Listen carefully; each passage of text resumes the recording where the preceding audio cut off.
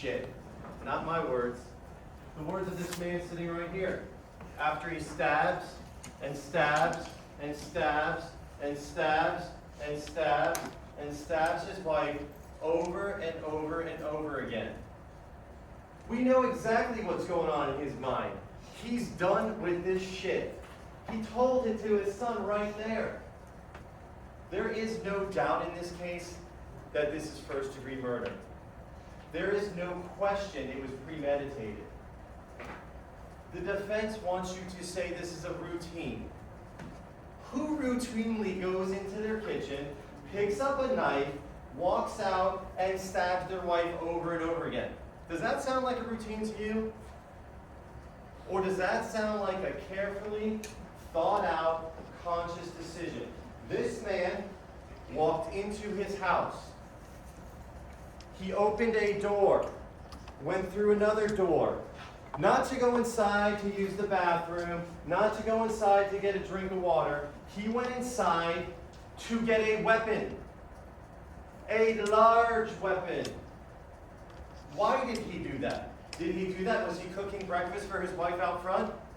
Were they going to have a class on how to cook? No, he went in there. He acquired it by a conscious decision, by premeditating to get this knife, and he was going to end his wife's life. He wasn't just getting this knife for fun. And for the defense to tell you that that's not enough time to premeditate, that just doesn't match with the definition the judge will give you. And we will go through that in a minute. The evidence in this case is overwhelming, ladies and gentlemen. And the defense and the state, we talk about what reasonable doubt is. This is what it's not, a possible speculative, imaginary, forced doubt. That's what the judge is going to tell you. So during Mr. Barrett's argument, everything he asked you to do was speculate, imagine, force a doubt. He came up with words like street lost it. The judge is not going to tell you street lost it. She's not going to give you a definition of that. That's not anywhere in the jury instructions. That's not relevant to this case, ladies and gentlemen. What is relevant is, we know our first-degree murder charges. Let's go to premeditation. Consciously decided. Did Jermaine Williams make a conscious decision? And the defense would tell you that when you wake up every day and you brush your teeth, you're not making a conscious decision. Completely disagree. That's absolutely inaccurate. When you get up in the morning, you make a conscious decision to put on your clothes. I'm going to get my shoes from over there. I'm going to go in the kitchen and make eggs. Those are conscious decisions. So anyone to tell you their routine, that's not true, ladies and gentlemen. And the question is, does he have enough time to reflect? Absolutely. He walked all the way in the house, picked up a knife. And mind you, he went in the house and he had a whole drawer of knives and he selected the biggest knife. Not just that, he was nice enough to close the drawer on the way out. He closed the drawer. And then he walks outside and he hunts his wife down. So premeditation doesn't just stop there. So whatever, if you're all thinking that if he didn't premeditate going into the house, then it's over, that's not where it stops. How it works is every time he hunts his wife down, every time he picks up that knife, every time he puts this over his head and he plunges it into her, he's consciously thinking, he's reflecting and making a decision. Because think about it. It took over 1 minute and 45 seconds for him to be done hunting her, right? If you take this knife, in 20 seconds, I can stab 20 times. But he took his time. You watch that video, he's not just stabbing over and over willy-nilly. He's waiting, he's deliberating, he's pulling her hands away, he's trying to make her vulnerable so he can get the kill shot. Where does he stab her? Does he stab her in the leg? Does he stab her anywhere else? No, he is aiming, this guy right here, is aiming for the chest and the back. Where's the most vulnerable places in the body? Where do people die? He goes for her neck. He is aiming for kill shots.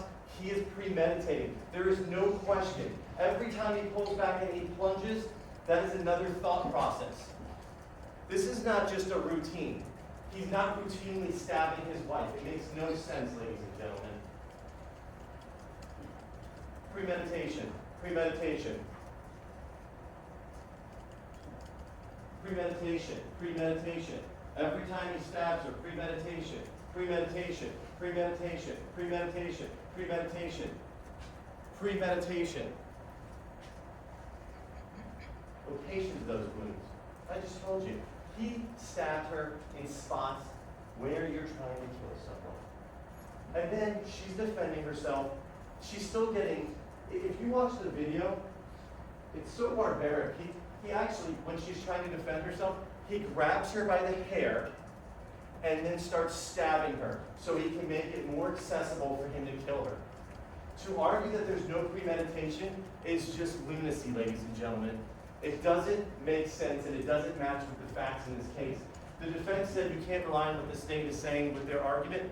We're not making things up for you. We are arguing on the evidence.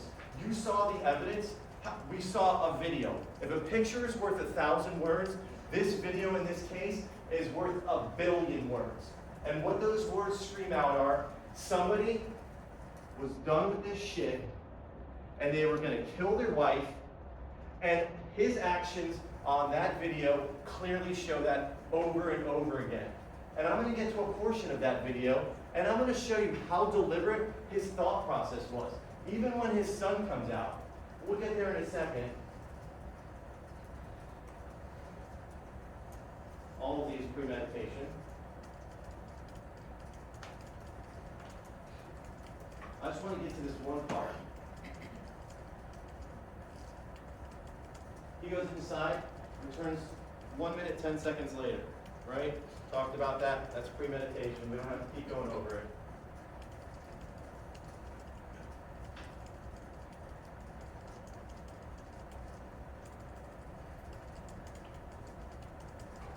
This is the one I want us to look at very carefully. Because Jace runs out, and he sees his dad stabbing his mom. He comes up to him. What does the defendant do? He's completely alert, and he's telling his kid, get the heck away from here, pointing him away. And then he turns his attention back to Yolanda. He's moving in. Jace goes, tries to push him away. And what does he do right in front of his son? Stab, stab, right there in front of his son. And his son is still trying to interfere again and probably prevented him from stabbing even more. What was his intent? His intent the whole time was to kill him. And what stopped him? Was it his 14-year-old son who saw him doing it? No. Was it him yelling at his son saying, you're going to jail? No. Was it his father arriving on scene and saying, what the heck's going on? No. The only thing that stopped this defendant from plunging that knife over and over and over again into his wife was his dad taking a gun out and saying, if you do it one more time, I'm going to kill you. And think about that. That goes toward his thought process. His thought process, his dad is telling him, he's registering, he's consciously understanding what's being said. There's no question he knows what he's doing. No question at all. And any argument to the contrary just doesn't match with the facts, ladies and gentlemen. I can play the video over and over for you. I don't think you need to see it over and over. You've seen that video. Both videos speak volumes to what happened that day. And ladies and gentlemen, the state has proven all of these three elements beyond a reasonable doubt. And I would even submit to you that we don't have to prove it beyond any doubt, but in this case, it is beyond any doubt. He's guilty, ladies and gentlemen. There's no question. This case is about the first-degree murder of Yolanda Williams. It's about this defendant's actions on August 2nd, 2024, where he made a conscious decision after reflecting to go into that house and inquire this butcher knife, this big knife, and he made a conscious decision to walk outside the house. He had to open the door from the garage. He had to walk out the garage. And he walked up to his wife. This case is about someone who thought about it, premeditated it, and did it. And then he took his wife, threw her on the ground, and started stabbing her. She fought for her life valiantly, but in the end, she died. She succumbed to these injuries.